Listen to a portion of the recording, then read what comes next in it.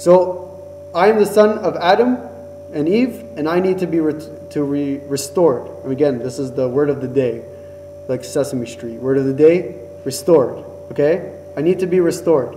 How do I be restored? Or how can I be restored? We're going to break it out into three things. The first one is fasting, where God is the source of life.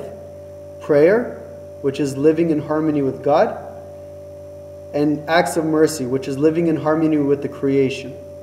So remember, there was three things in the fall, or four things in the fall. One, God was no longer the source of life. Two, we no longer had communion, direct communication with God, because we used to talk to God and then we lost them. And then the third thing was that we lost the dominion over the animals, over the creation, over each other even. Adam and Eve lived in perfect harmony, and then after the fall, then you start having, we'll see later on, Cain and Abel kill each other, so on and so forth. So everything was lost. So I need to be restored, and these are the three things to restore us. And after we do these three things, again, I'm oversimplifying Lent, but after we do these three things, we put on the new Adam. Who is the new Adam? Christ. And we read this in 1 Corinthians. For since by man came death, by man also came the resurrection of the dead. For as Adam all died, even so in Christ all shall be made alive. But each one in his own order, Christ the first fruits, afterward those who are in Christ at his coming. Those who are Christ at his coming. So here we put on the new Adam, the new image, which is Christ. And that's when we live forever. Okay, so fasting. We can break fasting up into two components. The first component is complete abstinence. Okay? When we come for the liturgy, we fast for 9 hours, right? Or should, at least, right? We fast for 9 hours, and, we don't eat any food, no water, no nothing. So that's the first type of fasting. The second type of fasting is the long general fast, like in Lent and in, Jonah and the Advent and all those other ones, where we refrain from certain foods. I won't eat meat, I won't eat milk, I won't eat chicken, so on and so forth. And these two are actually important components. What is the need for them? We'll look at them. The first, we'll call the general fast the first one, which is where we don't eat meat, we don't eat milk, we don't eat poultry. Why? Why would we not eat from these? We can see two examples. One, as a side note, is the example of Daniel. When Daniel and the three youths were taken to Babylon as captives, they were given the option to eat of the king's delicacies. And Daniel and the three youths said, no, we will not eat of the food of the king, we'll have our own diet. And the diet that he says here, specifically, since we're trying to go a little faster, he says, give us vegetables to eat and water to drink. Only vegetables and water. And examine us after 10 days. See if we are stronger or weaker. And what happened after 10 days? Were they stronger or weaker than everyone else? They're stronger. Even though we might think that just eating vegetables and water would make us weak and nothing and whatever, they were stronger. And they proved to everyone that they were more efficient, that they were stronger, that they were better, and they were allowed to continue the regimen that they were on. So this is the first type where we see of fasting. The second one could come as early as the creation itself. When God created us, we said originally we had dominion over who? The animals. We liked animals. Even though we sometimes don't like animals now, we did like animals back in the creation.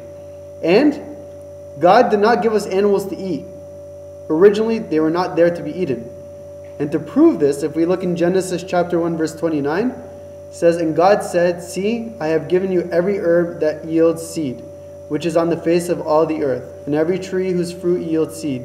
To you it shall be food. Very simple. Plants. I gave you fruits and vegetables. You eat of this, that's what I give you. And this is an important thing to come. If God gives us something, that's where the source of life is. The reason why the fall was such a sin was because God said, do not eat from this tree. Because God said, do not eat from this tree, the source of life was not in it. It was not blessed by God. So it wasn't that Adam and Eve said, oh, I'm going to disobey God, and I ate. It It was the fact that they ate from something that had no life in it. Christ or God did not give them that fruit. Therefore, there's no life in it. That's why when we come back to the creation, we have to be eating what God gave us. That is what has life.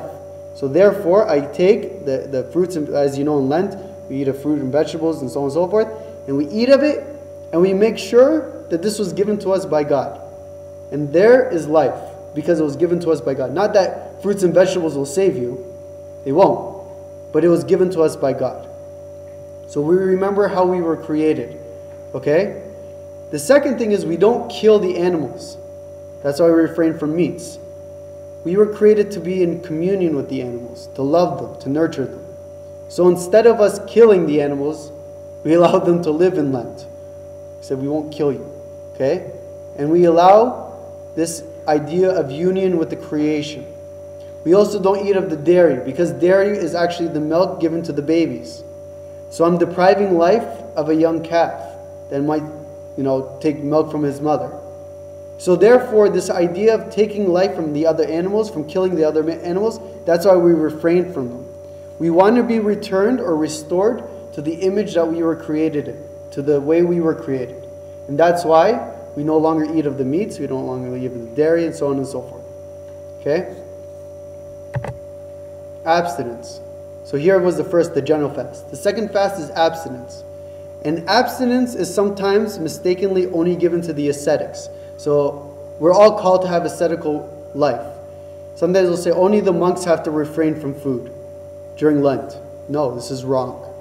All of us should refrain from food for a period of time. I'm not going to tell you how long. That's between you and your father confession. But in the church, usually the first meal of the day during the week of Lent, so there's the weekend part of Lent and the weekdays. The weekdays should end with the liturgy.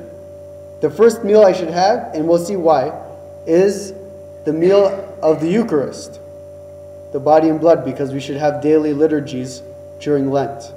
Okay? It's important to feel the hunger. You're going to say, oh, I can't, abstain, whatever, because I get hungry. That's actually important. You need to feel a little tired, you need to feel a little hungry. Even when St. Paul was complaining about all the sicknesses that he had, the Lord said to him, my grace is sufficient for you, for my strength is made perfect in weakness. Therefore, most gladly I will rather boast in my infirmities, that the power of Christ may rest upon me. St. Paul said himself, Christ himself said, you will be weak, but my strength will be manifested in that weakness. And that's something, one of the beautiful things of fasting is, in the abstinence, is that I feel tired. I feel weak. I'm humbled because I can't do everything. And Christ manifests himself and does it for you and shows you his strength. And that is actually a great blessing to have. The second thing, like I said, we usually break our fast during the weekday with the liturgy. The first food that we should have is Christ himself. Christ said, I am the bread of life. He who eats, or he who comes to me shall never hunger, and he who believes in me shall never thirst. When we come to the liturgy on the weekdays and we partake of this, imagine that we are hungry all day, we are tired all day, and then finally we partake of Christ himself. The first meal. This is truly the source of life as God. Christ is the source of life. So when we partake of it, we feel the source of life. Abstinence also is a nice thing because it gives us an anticipation. When I'm hungry, I'm ready to eat. Right? And it gives me this idea of expectation. That's why when we fast before the liturgy, we're expecting to come to the liturgy and eat. And instead of just eating ordinary bread, we eat of the body and blood of Christ. The source of life, the giver of life. Okay? And Adam and Eve also ate from the source of life. Whatever God gave them, they ate from. Christ is the source of life. So, if we want to look at the two meanings again, the general fast, we eat what was granted by God. So that's why we don't eat the meats and whatever, the dairy. And we return to this life in the paradise. And in abstinence, God becomes our strength. Though we are weak, he is our strength. And remember, in the wilderness, Christ himself felt hungry. It said after 40 days and 40 nights, he was hungry. So we need to feel this experience of hunger.